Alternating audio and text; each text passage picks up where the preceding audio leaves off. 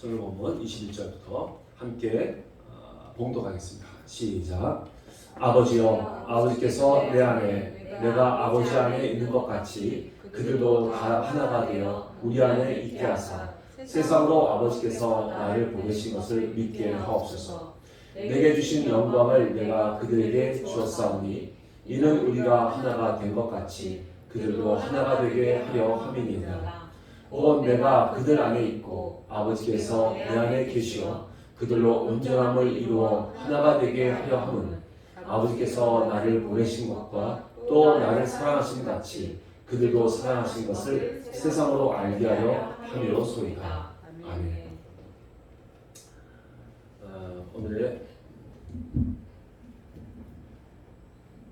오늘의 주일 예배는 요한복음 17장 21절에서 23절 말씀을 가지고 사랑의 완성은 연합입니다 라는 제목으로 함께 말씀을 나눠보도록 하겠습니다.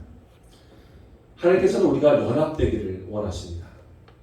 재능이 많고 높은 지위에 있든 또 연약하고 또 초라한 모습을 가지던 간에 그런 것과 상관없이 그런 자들이 모두 연합되기를 원하고 계시는 것이죠. 하나님께서 우리를 그렇게 창조하셨습니다. 그리고 예수님께서도 그 높은 보좌에 계시다가 이 낮고 낮은 이곳에 내려오셔서 우리와 참 초라한 우리와 연합이 되시는 것이죠. 부자와 가난한 자의 비유도 마찬가지입니다. 태어날 때부터 아주 부유하게 태어난 자도 있고 태어날 때부터 가난한 자들이 또 있습니다. 그러나 이렇게 만드신 이유도 서로 사랑해서 연합하고 그리고 도와주어서 평균이 되게 하신다고 말씀하십니다. 우리가 한번 이 말씀 더 읽어봤으면 좋겠어요. 고린도후서 8장 13절에서 15절 읽고요. 요한일서도 같이 연달아 읽도록 하겠습니다. 시작. 이는 다른 사람들은 평안하게 하고 너희는 곤고하게 하려는 것이 아니요 균등하게 하려 함이니 이제 너희의 넉넉한 것으로 그들의 부족한 것을 보충함은 후에 그들의 넉넉한 것으로 너희의 부족한 것을 보충하여 균등하게 하려 함이라. 기록된 것 같이 많이 거둔 자도 남지 아니하였고 적게 거둔 자도 모자라지 아니하였느니라. 누가 이 세상의 재물을 가지고 형제의 궁핍함을 보고도 도와줄 마음이 있다면 하나님의 사랑이 어찌 그 속에 거하겠느냐. 아멘. 하나님의 사랑은 이기적인 마음을 버리고 형제에게 마음을 다하고 그리고 그를 품는 것입니다. 이러한 사랑을 주님께서는 원하고 계시는 것이죠. 미국 서부 고지대에 있는 세코이아 공원이라는 곳이 있습니다. 거기는 항상 강풍이 굉장히 심하게 몰아치고 있습니다. 그런데 이곳에서 자라고 있는 세코이아 나무는 아무리 바람이 거세도 끄떡이 없다고 합니다.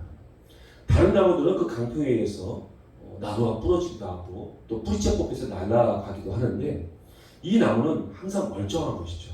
그래서 식물학자들이 이 나무에 대해서 연구하기 시작했습니다. 근데 그 나무들은 뿌리를 깊게 내리는 것이 아니라 아주 얕게 뿌리가 형성되고 있었습니다. 그런데 놀라운 것은 그 뿌리가 서로가 그 나무 뿌리가 서로 뒤에 엉켜서 하나가 되어 있었던 것이에요.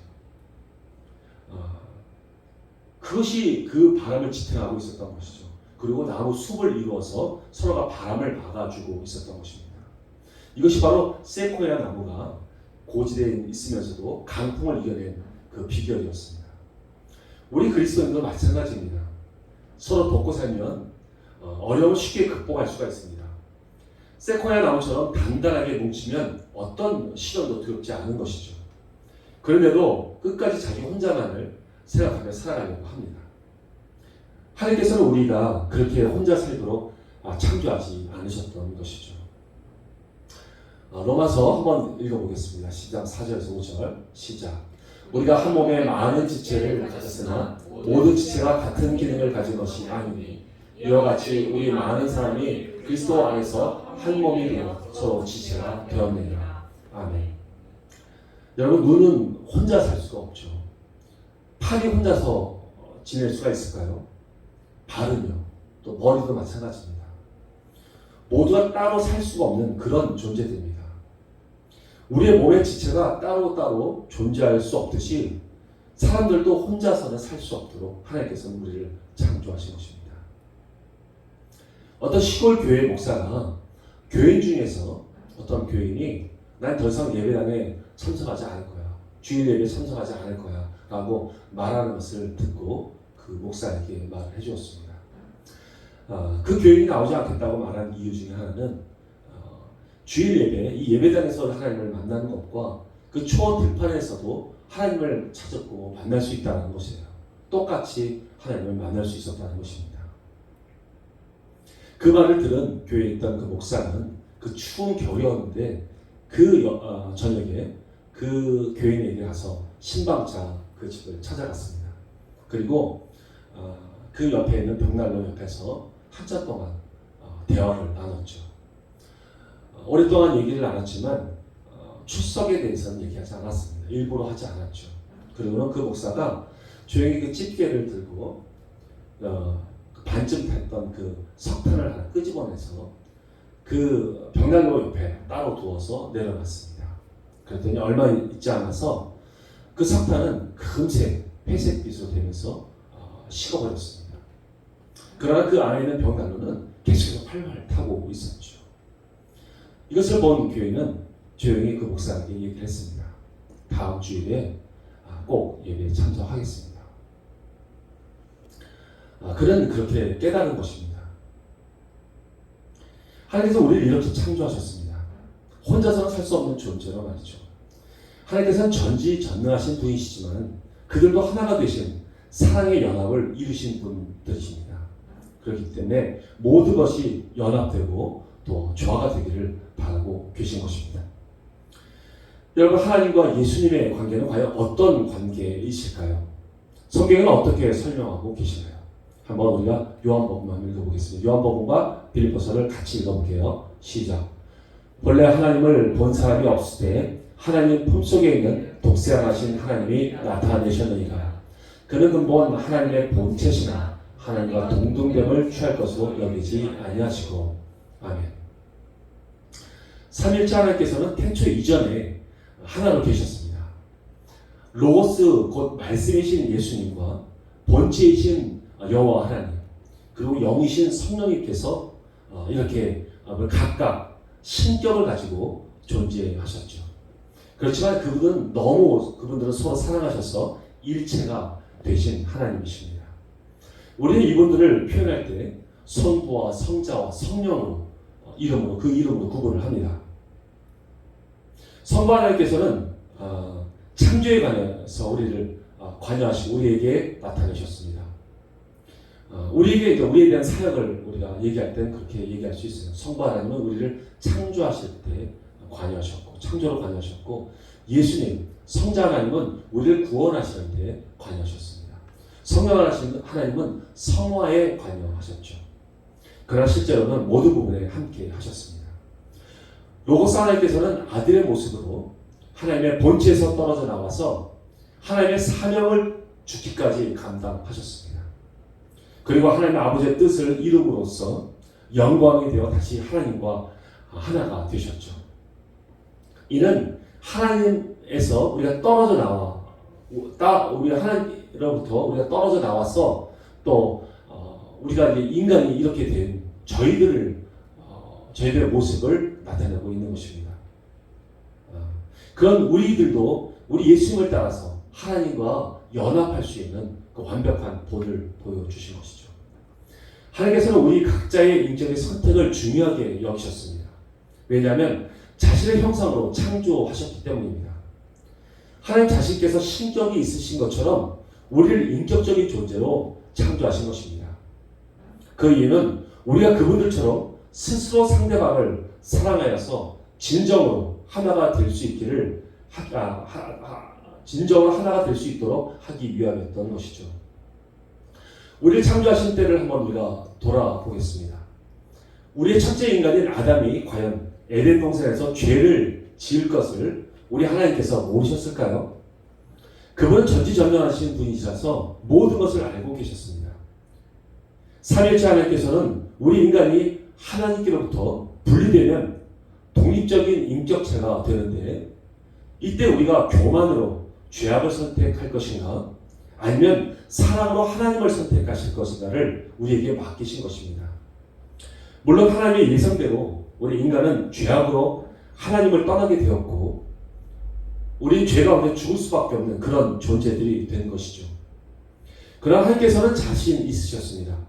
왜냐하면 하나님께서 그들을 향한 뜨거운 사랑을 우리에게 나타내 보여주신다면 우리 인간은 그 사랑에 감동해서 주님을 선택할 것이라는 것을 우리 주님은 아셨기 때문입니다.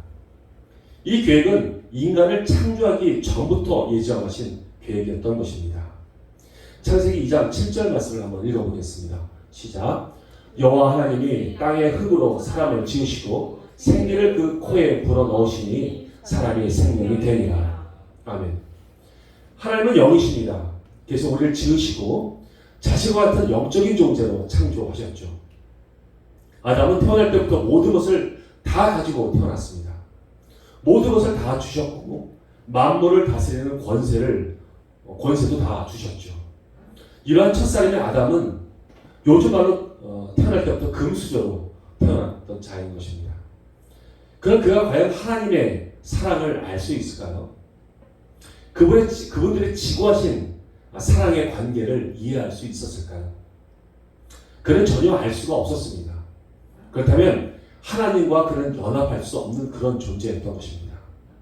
그래서 그는 반드시 넘어질 수밖에 없는 연약한 존재였던 것이죠. 하나님께서는 이것을 아셨습니다. 그것도 태초 이전의 말씀이죠. 그래서 그분들은 태초 이전에 예수 그리스도를 이 땅에 보내실 계획을 세우셨던 것입니다. 하나님의 지고하신 사랑을 나타내시려고 로고스 하나님께서 친히 아들이 되시기로 작정하신 것이죠. 그래서 그분을 독생자 곧 아들이라고 표현하시는 것입니다.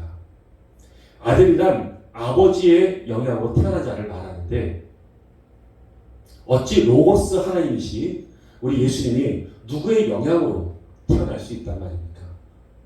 그는 스스로 존재하는 자입니다.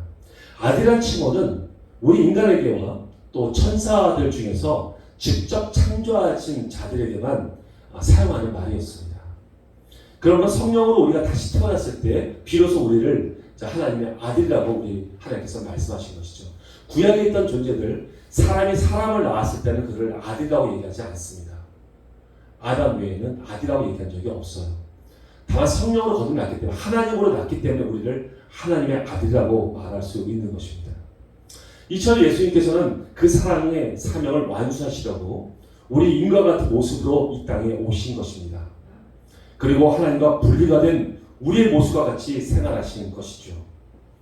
예수님은 그 사명을 다 이루시고 다시 하나님과 하나가 되셨습니다.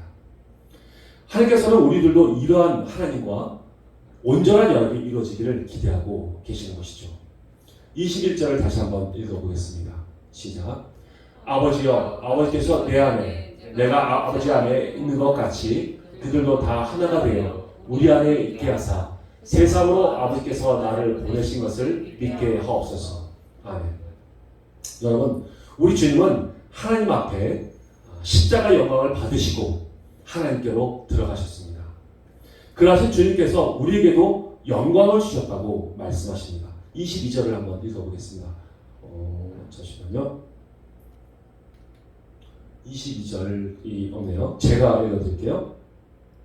내게 주신 영광을 내가 그들에게 주었사오니 이는 우리가 하나가 된 것 같이 그들도 하나가 되게 하려 함이니이다. 아멘. 내게 주신 영광을 내가 그들에게도 주었다고 우리 예수님은 말씀하십니다. 22절에. 여러분, 과연 영광이란 말이 무슨 말씀일까요? 주님은 이 말씀처럼 언제 영광을 받으셨을까요? 요한복음 7장 한번 읽어볼게요. 시작. 이는 그를 믿는 자들이 받을 성령을 가리켜 말씀하시는 것이다. 예수께서 아직 영광을 받지 아니셨으므로 성령이 아직 그들에게 계시지 아니하시더라. 아멘. 예수님께서 예루살렘으로 명절을 보내시려고 올라가셨다가 끝날 쯤에 대해서 이 말씀을 하신 것입니다. 이때까지도 아직 예수님은 영광을 받지 못하셨다고 기록합니다. 영광은 하나님의 뜻을 이루어 하나님의 기쁨이 되는 존재가 되는 것을 말합니다. 그분은 십자가의 고난을 받으시고 부활하시는 사건이 있어야만 했습니다. 그 십자가의 사건을 이루시고 나서 영광이 있게 된 것이죠. 그런데 예수님께서는 우리에게도 그러한 영광을 주셨다고 말씀하십니다. 바로 자기 십자가인 것입니다. 우리는 모두가 자신의 십자가가 있습니다.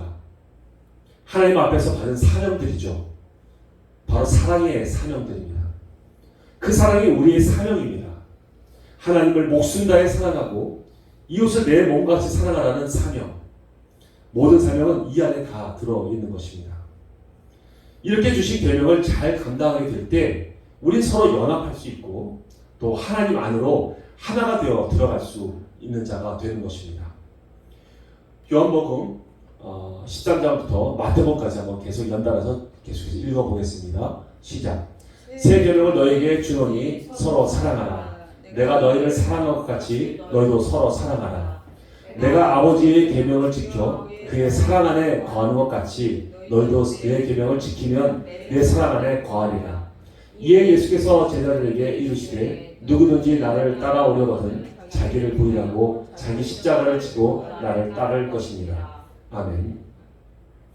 그러므로 자기 십자가를 지고 갈 때 그 영광으로 나아가게 되고 우리는 하나가 될 수 있는 것입니다. 자기 십자가라는 말이 무슨 말씀일까요? 우리 예수님께 십자가는 하나님 아버지와 우리에 대한 자기의 사랑을 확증하신 것입니다. 자신의 생명까지도 맡기실 수 있는 아버지와의 사랑의 관계, 그리고 반드시 다시 살리실 것을 확실히 아는 믿음, 이런 사랑이 든든한 버팀목이 되어서 그 사랑으로 우리를 위해 십자가에 달려 죽으실 수 있었던 것이죠. 우리도 마찬가지입니다. 하나님께서 우리를 낳으시고 또 우리의 친히 아버지가 되어주셨다는 그 사실, 그 크신 사랑을 우리는 온전히 믿고 우리도 그 사랑을 가지고 다른 사람에게 생명까지 내어주며 그 사랑을 우리는 전할 수 있게 되는 것입니다. 이런 사랑을 우리가 베풀고 사랑을 행하는 것이 바로 자기 십자가인 것입니다. 하나님을 끝까지 믿고 자신이 죽기까지 하나님을 신뢰하고 사명을 이루는 자, 그리고 죽기까지 형제를 사랑하는 삶이 바로 십자가의 사랑인 것입니다. 하나님께서 이러한 사랑을 우리가 하기를 원하고 계시죠. 왜냐하면 그러한 사랑의 사람이 될 때 그는 하나님의 영광이 되고 하나님께서는 그를 통해 영광을 받으시기 때문입니다. 그리고 그때 그는 하나님과 연합되는 자가 되는 것입니다. 하나님과 떨어져 나왔지만 죽기까지 하나님을 사랑하고 이웃을 사랑하는 자가 되는 것이 다시 하나님과 하나가 되는 그런 길이기 때문에 그렇습니다. 여러분은 완전히 다른 사람과 하나로 연합돼 본 적이 있습니까? 과연 어떤 자가 나같이 더럽고 또 추악한 자와 연합이 되려고 할까요? 친한 친구가 그렇게 하려고 할까요? 아니면 부모님들이랑 그렇게 연합을 하려고 할까요? 아니죠. 부부관계가 그렇습니다. 창세기 한번 2장 말씀을 읽어볼게요. 시작. 여호와 하나님이 아담을 깊이 잠들게 하시니 잠들매 그가 그 갈빗대 하나를 취하고 살로 대신 채우시고 여호와 하나님이 아담에게 취하신 그 갈빗대로 여자를 만드시고 그를 아담에게로 이끌어오시니 아담이 이르되 이는 내 뼈 중에 뼈요 살 중에 살이라 이것을 남자에게서 취하였은즉 여자라 부르리라 하니라. 그러므로 남자가 부모를 떠나 그의 아내와 합하여 둘이 한 몸을 이룰지로다. 아멘. 하나님께서는 아담을 창조하시고 하와를 다시 만드실 때 그녀를 아담의 갈비뼈에서 취하셔서 만드셨습니다. 그녀는 처음부터 아담의 몸에 있었던 것입니다. 하나였죠. 그러한 그녀를 분리시키고 다시 한 몸을 이루라고 하십니다. 어떻게요? 사랑으로 이루라고 하십니다. 우리 생전 한 번도 못 보던 자를 만나서 사랑하고 결혼까지 합니다. 그리고는 서로 사랑해서 자식도 낳죠. 그리고 가정을 꾸리고 살아갑니다. 남자는 초조할 정도로 열심히 일을 해서 수입을 벌어서 집에다 갖다 줍니다. 제가 제 주변에 보면 새벽부터 하루 종일 일을 하고 늦은 밤에 집에 들어가는 사람을 보았습니다. 그 사람의 집에서 아내와 함께 있는 시간보다 밖에서 직장 동료하고 더 같이 있는 시간이 더 많습니다. 또한 또 일명 기러기 아빠라는 사람들도 마찬가지죠. 해외에 있는 가족들보다 함께하는 시간이 직장에 있는 시간이 있던 사람들이 훨씬 더 많습니다. 가족들하고 시간을 더 갖지 못하고 있는 사람들이 더 많은 것이죠. 그래도 그는 자신의 아내에게 모든 것을 다 맡깁니다. 재정도 맡기고 자기 인생을 다 맡기죠. 아내도 마찬가지고요. 그리고 아내가 아프거나 또 남편이 아프면 마음이 찢어집니다. 자신이 도리어 아프기를 바라고 있죠. 이렇게 살아가면서 예수님 안에서 하나가 됩니다. 하나님께서는 결혼이라는 것을 통해서 타인도 진정으로 사랑하면 모든 것을 내어줄 수 있는 그런 관계가 된다는 것을 우리에게 알게 하시려고 하신 것입니다. 그래서 예수님은 우리도 내 몸처럼 이웃을 사랑하고 아껴줄 수 있는 자가 될 수 있다고 말씀하시는 것이죠. 우리는 모르는 사람도 사귀고 사랑하게 되면 자기의 목숨까지도 줄 수 있는 사랑을 할 수 있습니다. 그래서 사랑이 모든 것을 삼키는 것입니다. 끝으로 23절 말씀을 다시 한번 읽어보겠습니다. 시작. 곧 내가 그들 안에 있고 아버지께서 내 안에 계시어 그들로 온전함을 이루어 하나가 되게 하려 함은 아버지께서 나를 보내신 것과 또 나를 사랑한 것 같이 그들도 사랑하신 것을 세상으로 알게 하려 함이로소이다. 아멘. 우리 이러한 사랑으로 교회를 그리고 이웃을 또 선교지를 섬길 수가 있습니다. 그리고 우린 돌아가야 합니다. 처음 우리를 창조하실 때와 같이 하나님의 품으로 돌아가야 한단 말이죠. 요한복음 17장에서 말씀하신 것처럼 다시 하나님과 하나가 되는 상태가 되길 우리 하나님은 원하고 계시는 것입니다. 이것은 반드시 우리의 인격의 결정에 따른 사랑이 되어야 합니다. 그러한 사랑으로 가득한 사람들이 열방에 가득해서 그들이 그 사랑으로 연합되고 또 그들이 다시 하나님과 연합된다면 이것은 태초에 하나님께서 꿈꿔오셨던 완전하고 아름다운 모습인 것입니다. 이러한 연합이 바로 온전함입니다. 우리의 완성된 모습인 것이죠. 사랑하길 원하십니까? 그리고 성경적으로 사랑하면 어떤 결과가 나올지 궁금하십니까? 바로 사랑의 열매는 연합입니다. 만약 여러분이 사랑하고 있다면 그 열매는 연합으로 나타날 것입니다. 그러나 그 결과가 다툼으로 나온다면 그것은 사랑이 아니었음을 알아야 할 것입니다. 이제 우리는 사랑, 그 너머에 있는 연합을 바라봐야 합니다. 그리고 연합을 목표로 달려가게 될 때 우리는 어느새 상대방을 사랑하고 있을 것입니다. 이웃을 그리고 선교지를 그 선교지에는 사람을 사랑하게 되고 있는 것이죠. 사랑과 연합을 위해 모든 것을 내려놓는 것, 이것이 바로 자기 십자가인 것입니다. 우리 모두가 하나였던 것처럼 하나가 되길 바랍니다. 그리고 하나님 안에 있었던 것처럼 하나님 안에 들어가길 바랍니다. 오직 사랑으로 연합하여 들어가는 이 십자가의 비밀을 온전히 깨닫고 주님을 따라가는 저와 여러분이 다 되시기를 예수님의 이름으로 축원드립니다. 아멘.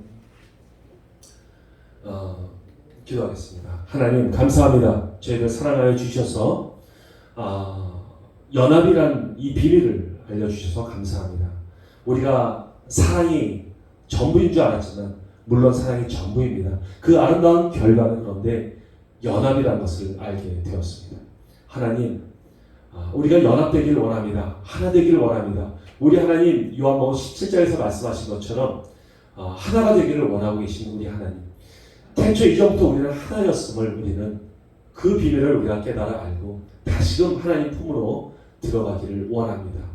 연합되되 우리 인격으로 진정으로 하나님을 사랑해서 하나가 되는 우리 예수님처럼 삼위일체 하나님처럼 연합되는 우리 모두가 되기를 소원합니다. 하나님 이 마음을 가지고 열방에 가서 모든 일을 품고 하나님 섬길 수 있는 저희들 모두가 되게 하여 주옵소서. 감사드리며 예수님의 이름으로 기도 올려옵나이다. 아멘.